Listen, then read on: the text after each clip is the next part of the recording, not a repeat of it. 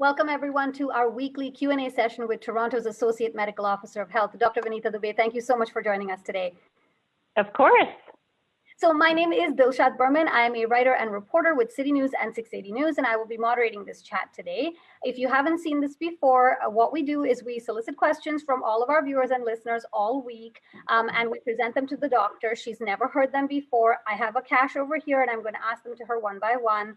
If you haven't had a chance to submit your questions, you can still do so under this broadcast, and we'll try to get to as many live questions as possible. We really encourage you to interact. The doctor is here for you. We've got 30 minutes of her time. Whatever you need to ask her, please ask below this broadcast. We've also got some questions that we've collected over the past weeks because we never have enough time with the doctor. So we're going to try and get as many of those answered as well. So doctor, are you ready to go? Yeah, let's go. All righty. So let's start off. Actually, last week we had a question about organ donation. The question was, if a person passes away from COVID-19, can they donate their organs? And the doctor said she would look that up for us. So doctor, what is the answer? So I did my homework. Yeah. So it depends. If the person died of COVID, they were contagious at the time when they died of COVID, then you don't donate. Those organs cannot be donated. And that's very similar to other infectious diseases. If you die of them, the kidney, the liver, whatever it is, could actually still have the virus, probably still has the virus, and could then infect the person that you're trying to actually save. So, but if you got COVID, recovered, and then ended up dying, and were not contagious at the time, and there was a window, then those organs could still be donated. Okay, perfect. So now we'll get to our cache of questions that we've had coming in over the week or so. We'll start again with vaccine questions, doctor, because again, top of mind for so many people as we, as the rollout continues. Let's start with Anastasia's question. Anastasia asks, why not vaccinate the population that has been spreading the virus the most? If ages 25 to 39 are the highest, why aren't we vaccinating them first? They seem to be the main source of the spread. And I understand this might be a provincial or federal question, but perhaps we can get the doctor's insight. Yeah, no, it's a really good question. If we know that while they may not have the serious infection, they may not be more likely to die of COVID, the numbers are highest in those age groups. So why don't we vaccinate them? Well, we want to vaccinate them. If we had enough vaccine, we would certainly use that as a strategy, but we don't have a lot of vaccine. And so right now, while we're kind of waiting for more vaccine to come, the best decision to provide the vaccine is to those who, if they got COVID, would be more likely to get very sick or to die of it. That's the risk. That's the goal right now, is to prevent those deaths and very severe illnesses. The other piece that we've talked about is when I get vaccinated, I protect me. And that piece of, if I protect me, will I prevent spreading it to others? Again, we're waiting for some of that information. And so that's another reason why we're not going ahead to just get at the younger age groups. And that also being said, it's not just the 20s and 30s who are getting COVID. Really, COVID is in actually every single age group. And so you really need a broader strategy as well. Right, absolutely. And okay, let's go to, we've got a live question coming in, so I'm going to take that one first. And it's actually related to a bunch of other questions we have, which are all about timelines and the vaccine. So Lydia asks, my 95-year-old mother lives with me. I am her primary caregiver. When will she and I be able to get the vaccine? We've got a similar question about when will people in their 50s be able to get the vaccine? How will we be able to make appointments? These kind of questions.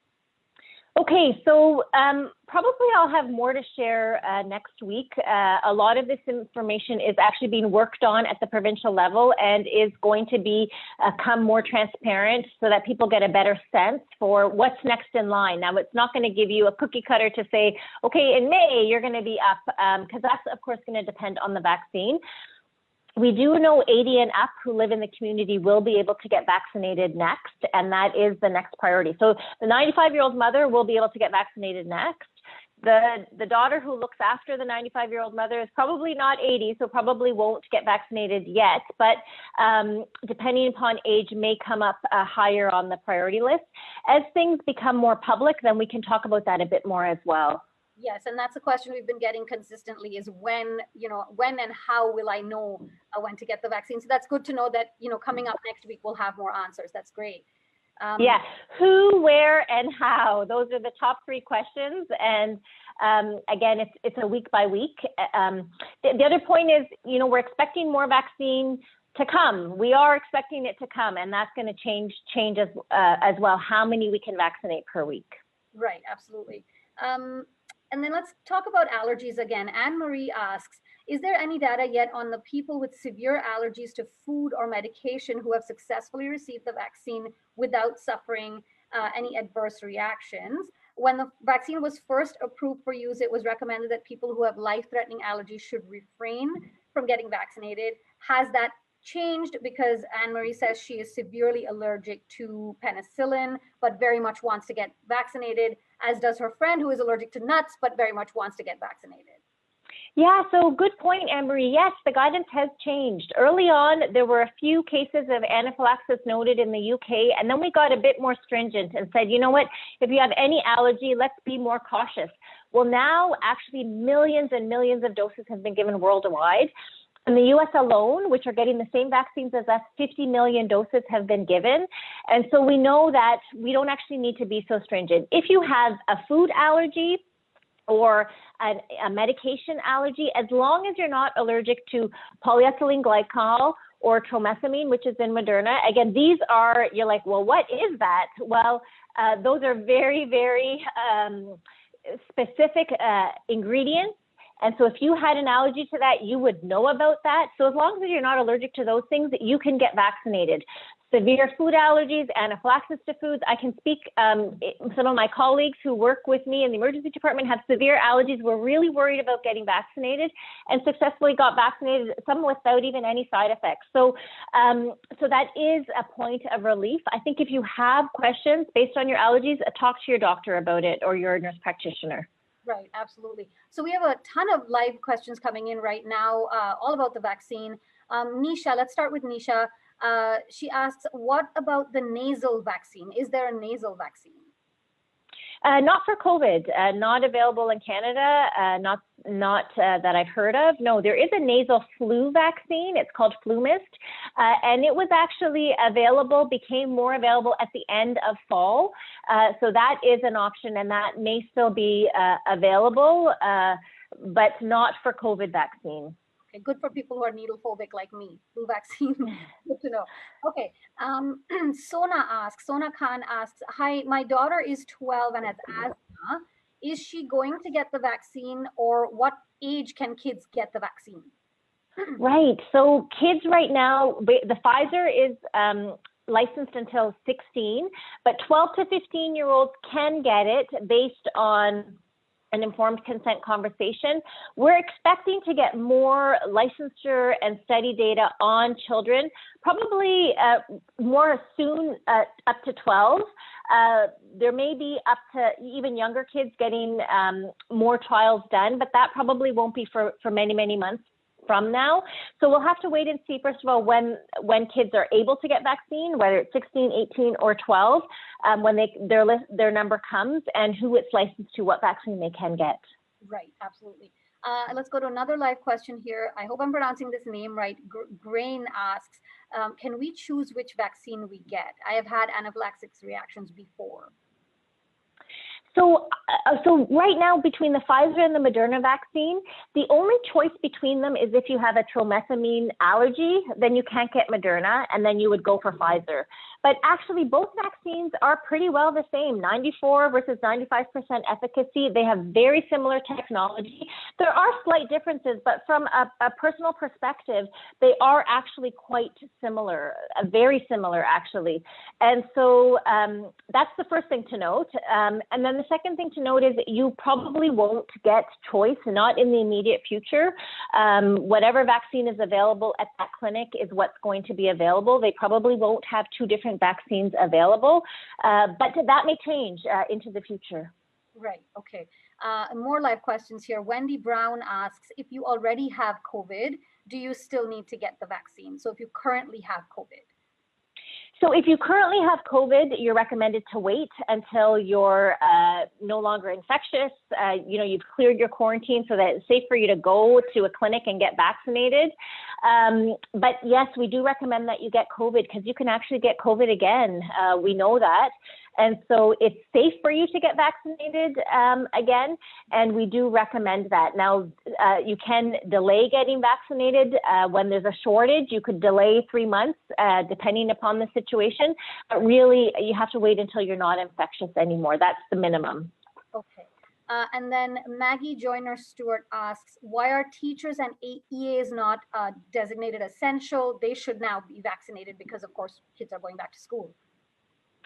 So again, this goes back to the provincial prioritization, and we've seen in an earlier model that frontline workers were going to be a higher priority than the rest of the population, and teachers were included in that. So we're waiting to hear more information on exactly what that means and where that would land in terms of getting the vaccine. Okay. Another live question here. David Venning asks, since the majority of the at-risk population is either vaccinated or will be vaccinated soon, wouldn't it make sense now to end all of the restrictions that we have, all of the lockdowns and things, in order to save people's mental health and businesses? So we're actually all at risk. There is no, and actually a very small proportion have been vaccinated. It's mostly some healthcare workers, long-term care homes and their staff. Pretty much that's what makes up who's received the vaccine. So we need a lot more people vaccinated before we can say the majority of people who are at risk have been vaccinated. Right, of course. And then another question here, we have talked about this, but let's ask anyway, since Nohemi Leon is asking, when will I be able to get the vaccine? I have a record of asthma. So it depends on your age. If you're older, you'll probably come, your turn will come sooner. If you're an adult, less than 60 years of age, you'll probably be vaccinated later on, hopefully before the summer. Again, hard to say exactly when. Is there any consideration, doctor, for people who have these, pre-existing conditions like asthma or diabetes or things like that? Do you think that group will be vaccinated sooner? So that's what we're waiting for, those rollouts to come out. Is it going to be everyone who has one medical condition? Is it specific medical conditions? We're waiting to see on that. The National Advisory Committee on Immunization put out their recommendations. They put all adults who have a health condition into their third stage. So we'll have to see what Ontario puts out. Okay. And then another live question here from Deb Jones. I have had 3 brain aneurysms that can't be fixed yet and a bad heart plus an autoimmune disease. Can I or should I get this vaccine? So should you? I would say yes. It's not contraindicated for you based on what you've said. I would still talk to your doctor about it because you have that autoimmune condition. You have to time your medication based on when you get the vaccine. We don't know if the vaccine is going to work as well in you as compared to others, but it's certainly safe. There's nothing unsafe about it for you. So I would say talk to your it's a good time to talk to your doctor now when you have time to be able to get your questions answered. So when you're eligible, you'll be able to just go ahead and get vaccinated. Right, of course. And then Angela Sears Cunningham has the same question you've just answered. Is it safe for autoimmune diseases? Are there any additional side effects? So, yeah, I think it's worth clarifying that it is safe. If you have an autoimmune condition, it is safe. Right. It's just that we don't know if the vaccine is going to work as well in you. Okay. And so that's why we talk about that informed consent, because you need to know that it wasn't actually studied in people who have autoimmune conditions, but it's not considered to be unsafe. It's just how well is the vaccine going to work? Do we need to time it with your medications? Is there a best time to give it? Those kinds of conversations. Okay, that's a really important distinction to make then, I think, between safety and efficacy, I guess, right? Exactly, yeah. Right. Okay, wonderful. And then another live question coming in here from Carolyn. Carolyn asks, when will a non-RNA vaccine be available? So the next one that that's in the pipeline, like ready to be licensed, is the AstraZeneca vaccine. This is what's called an adenovirus vector vaccine. So it's different from the RNA, completely different from the messenger RNA vaccines, has not been licensed yet in Canada. That you've heard of other vaccines too, so we'll have to wait to see what gets licensed by Health Canada. Okay, and Doctor, how is the AstraZeneca vaccine different in terms of, it's not an mRNA vaccine? It's not messenger RNA. So what happens is it's a adenovirus vector. So you're using, it's actually a chimp adenovirus vector to attach to some of the protein of the virus to be able to mount a response. And so it doesn't, it works in a different way. And it's actually very, very different vaccine. And it's not the same as a dead virus vaccine either. That's right. There are no, it's not it does not take the COVID vaccine and attenuate it or make it dead and give you that. No. So it actually can't give you COVID either. Okay. But rather than giving you the instructions, it works in a different way. Right. Okay. Lots of live questions today. That's wonderful. Okay. So we have Ken Campbell asks, will we be able to register to get vaccinated on a website or by text or some other method? Yeah, so we've heard some information that, you know, you'll be able to either register online or through a call center, for example, to be able to book for an appointment. There will be some way to determine, are you eligible, so that not just anyone can book, and then there'll be another verification process when you come to the clinic.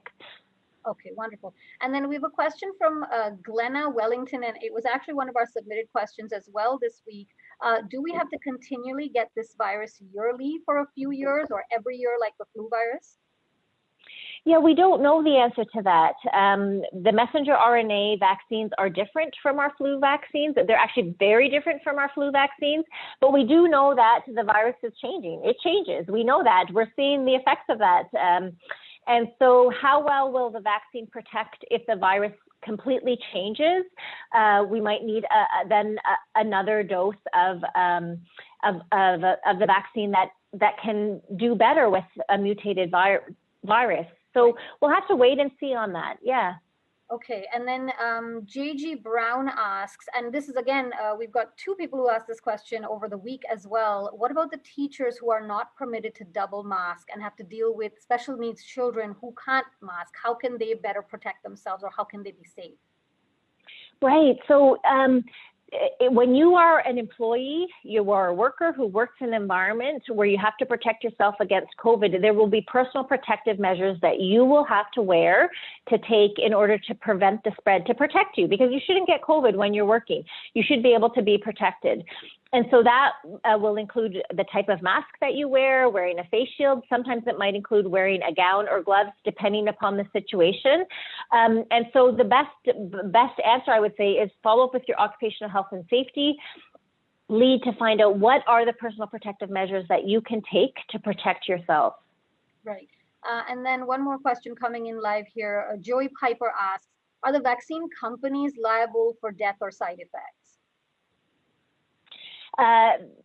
I'm not clear on the liability right now. What I can say, though, is if you have a severe reaction to the vaccine, the federal government has committed to this National Vaccine Injury Compensation Program. And so, you know, that's well appreciated, because very rarely someone may get quite sick from the vaccine. And so there is supposed to be a program in place to be able to determine, first of all, was the side effect from the vaccine, and then what kind of support can that person receive? Right, absolutely. And then we have a submitted question here from Wings, who is a regular contributor to our Q&As.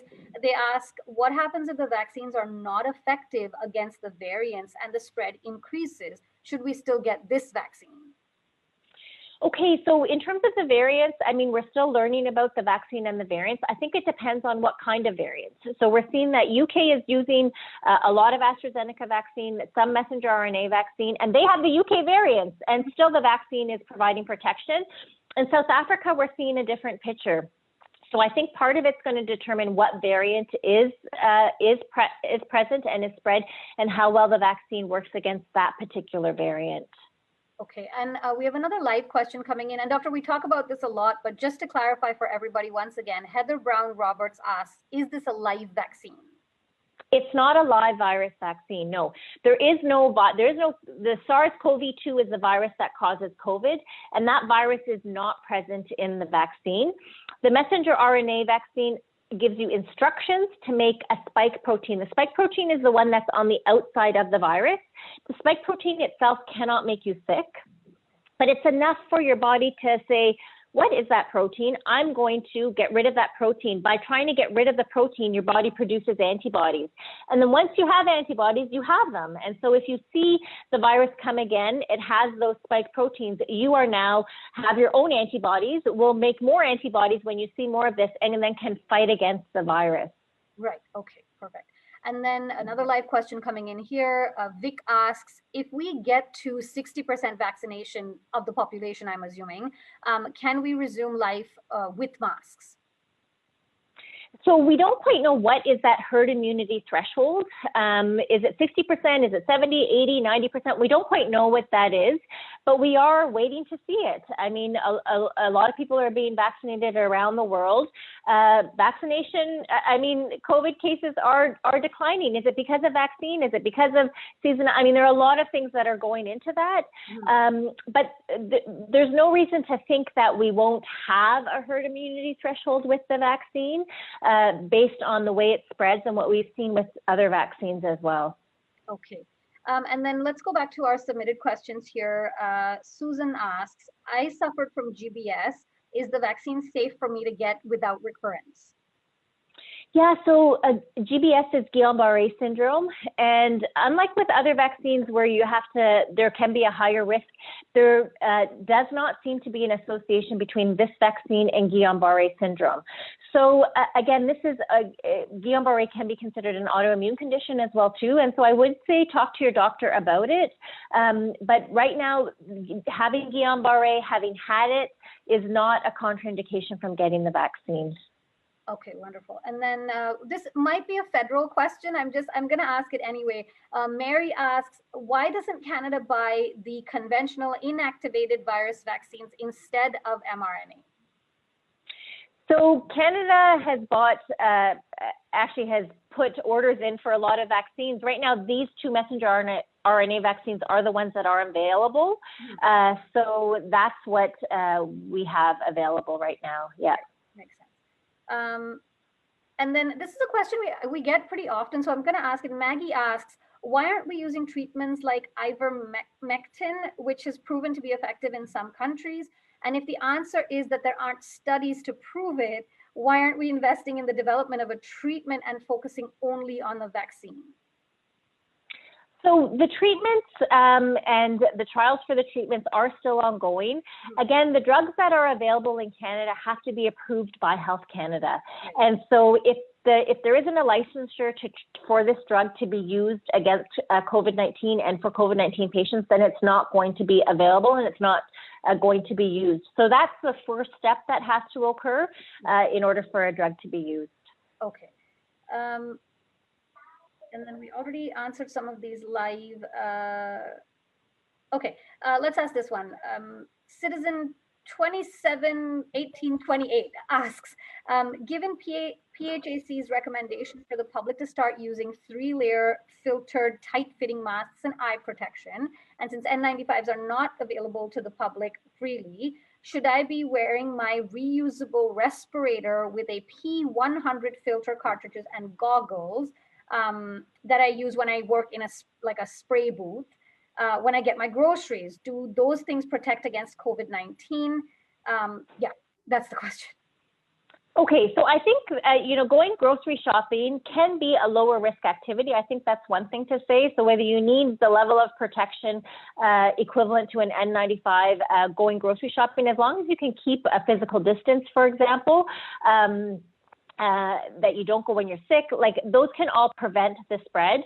We do recommend, right now, our recommendation, Toronto Public Health, based on what Public Health Agency of Canada says, is for minimum of 2 cloth layers with a 3rd filter layer if available. And the 3rd filter layer could be you cut a hole in your 2 cloth layer mask and you put a piece of paper towel or whatever it is, and it should be tight fitting.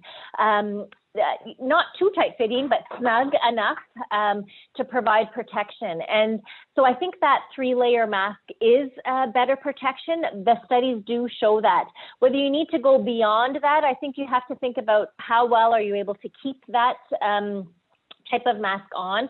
I'm not clear on whether that type of a mask prevents against the spread of COVID, how well it does in terms of droplets. That's what you really want to find out.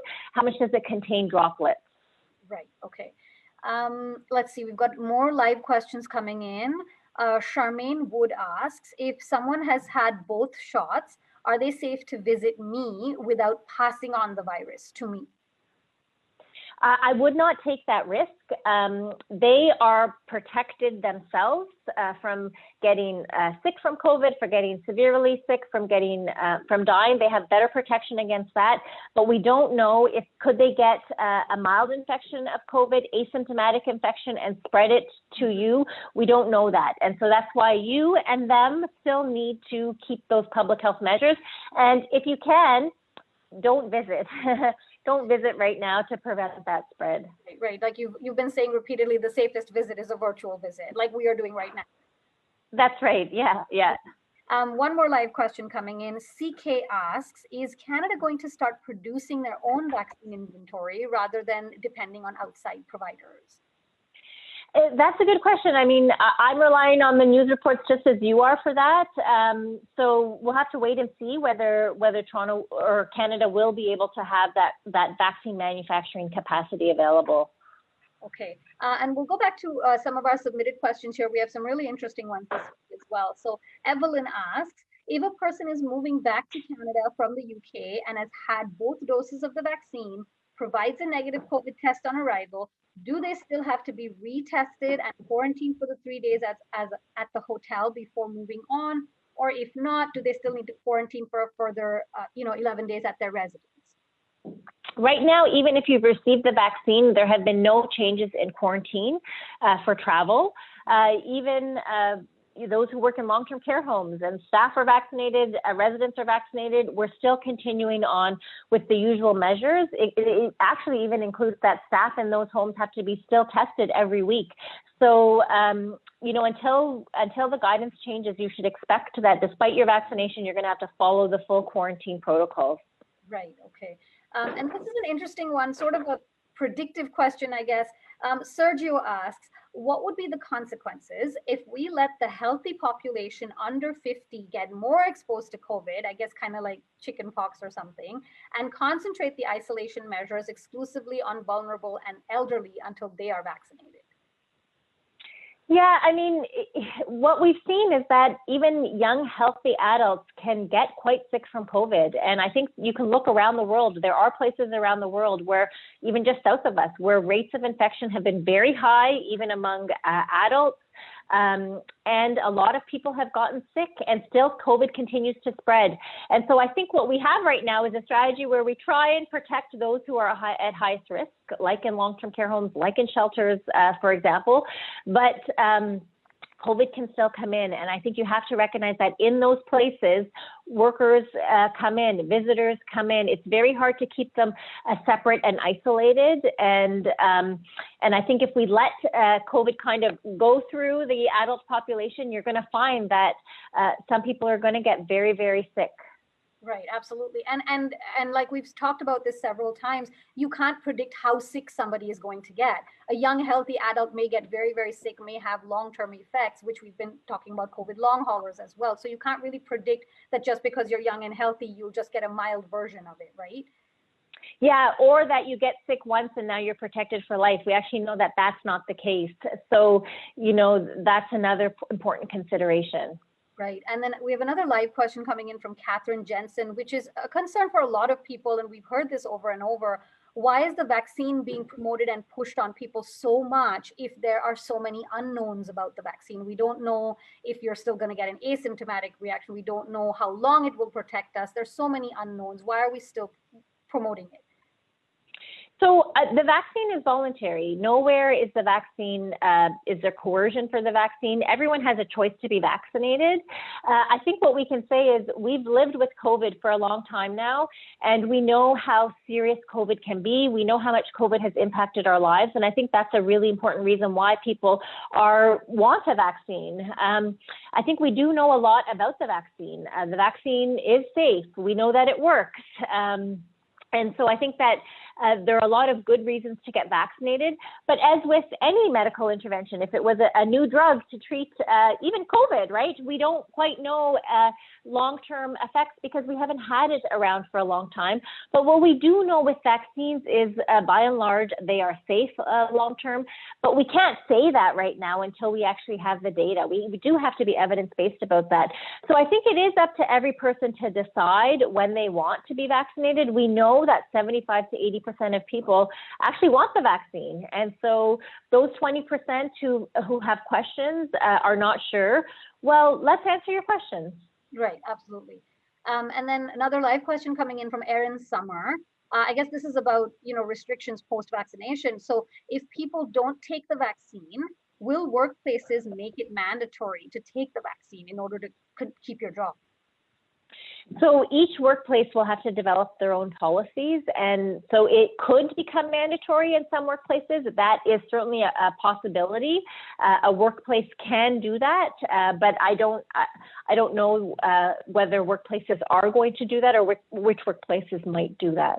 Right, absolutely. And actually, that brings us to 1 o'clock. We had so many live interactive questions this time, I lost track of time. Thank you so much, Doctor, for your time once again this week. Thank you to everybody that submitted so many great live questions this week. It was a really great interactive session. We'll have another one next week with the doctor, so stay tuned for that. And where you can submit your questions, we'll have all of that up on our socials very soon. Thank you so much, Doctor.